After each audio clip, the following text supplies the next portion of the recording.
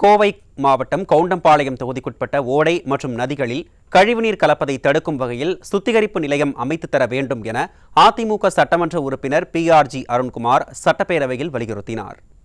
பெரியநாயக்கம்பாளையம் பேரூராட்சி ஓடையில் பேரூராட்சியில் உள்ள 18 வார்டுகளிலிருந்து வெளியேறும் கழிவுநீர் மற்றும் அருகில் உள்ள மேட்டுப்பாளையம் தொகுதி கூடலூர் நகராட்சியிலிருந்து வரும் நீர் கழிவுநீர் இந்த ஓடையில் கலக்கின்றன.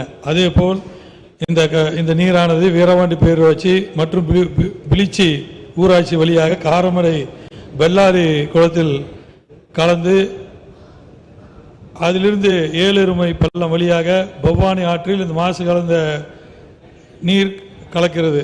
இதற்கு ஒரே வழி பெரியநாயக்கம்பாளையம் வீரவாண்டி இல்லை பீச்சி ஆகிய பகுதியில் ஏதாவது ஒரு பகுதியில் சுத்திகரிப்பு நிலையம் அமைக்க வேண்டும். அதற்கு இடம் தேடுவதாக உங்கள் பதில் உரையில் கூறியிருக்கிறார்கள். ஆனால் அந்த பகுதியில் அரசு நிலம் இல்லை. ஆகவே நீங்கள் ஏதாவது ஒரு தனியார் இடத்தை எடுத்து அந்த நிலத்தின் வாயிலாகவும் அந்த திட்டத்தை நிறைவேற்ற முடியும்.